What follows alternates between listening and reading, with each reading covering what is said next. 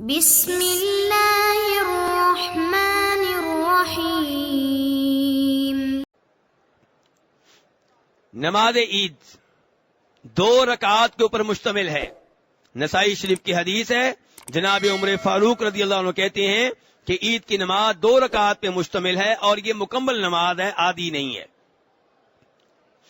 پہلی رکعت میں جب امام اللہ اکبر کہے گا، دعائے افتتاح پڑھ لیں گے، سبحانک اللہم یا اللہم باعد بینی۔ اس کے بعد امام کیا کہے گا؟ 7 تکبیریں کہے گا۔ پہلی رکعت میں قرات سے پہلے، سورہ فاتحہ سے پہلے کتنی تکبیریں ہوں گی؟ 7۔ اور دوسری رکعت میں قرات سے پہلے، سورہ فاتحہ سے پہلے کتنی تکبیریں ہوں گی؟ 5۔ دلیل کیا ہے؟ یہاں دلیل دینا بہت ضروری ہے، کیونکہ ہمارے کئی بھائی عید کی تکبیریں اس سے مختلف تعداد میں کہتے ہیں جو میں نے بتائی ہیں، لیکن مسجد نبوی میں پہلی رکعت میں 7 تکبیریں ہوتی ہیں، رکوع کی تکبیر کے علاوہ، تکبیر تحریمہ کے علاوہ، اور دوسری رکعت میں 5 تکبیریں ہوتی ہیں رکوع کی تکبیر کے علاوہ۔ دلیل کیا ہے؟ 2 حدیثیں ہیں اس معاملے میں۔ پہلی حدیث جناب عائشہ رضی اللہ عنہ کی، دوسری حدیث جو ہے عمر بن شعیب عن ابیہ عن جدہ کی۔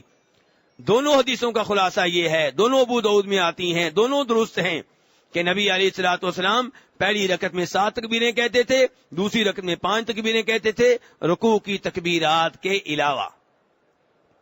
پہلی رکعت میں سورہ فاتحہ کے بعد سنت طریقہ یہ ہے کہ کون سی سورت پڑھی جائے؟ حل اتاک سبح اسم ربک الاعلی، اور دوسری رکعت میں کون سی پڑھی جائے؟ حل اتاک حدیث الغاشیہ۔ یہ سنت ہے نبی علیہ الصلوۃ والسلام کی۔ اور آپ کی سنت یہ ہے کہ عید کے موقع پہ پہلے نماز ادا کی جائے گی، بعد میں خطبہ عید ہوگا۔ خطبہ عید میں نبی علیہ الصلوۃ والسلام وعظ و نصیحت کرتے، لوگوں کو دین کے مسائل سمجھاتے، اور آپ خطبہ عید سے پہلے یہ اعلان کرتے، ابو داؤد شریف کی حدیث ہے کہ اب خطبہ ہوگا، جو خطبہ سننا چاہے سنے، جو نہ سننا چاہے جا سکتا ہے۔ تو نماز عید ضروری ہے، خطبہ عید ضروری نہیں ہے، لیکن خطبہ عید میں شور کرنا کتنا ثواب ملے گا اس کے اوپر؟ جی، خطبہ عید سننا تو ضروری نہیں ہے، لیکن جب نہیں سننا تو شور شرابہ کریں، دوسروں کو بھی نہ سننے دیں، اس کا کتنا ثواب ملے گا؟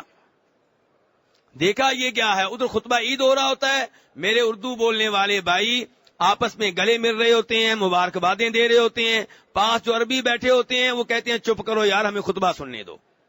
تو نہیں میرے بھائی، اگر آپ خطبہ نہیں سننا چاہتے آپ جا سکتے ہیں، لیکن یہ کہ وہاں بیٹھ کے آپ شور شرابہ کریں، دوسروں کو بھی نہ سننے دیں، دوسروں کو بھی مشغول کر دیں، یہ مناسب نہیں ہے۔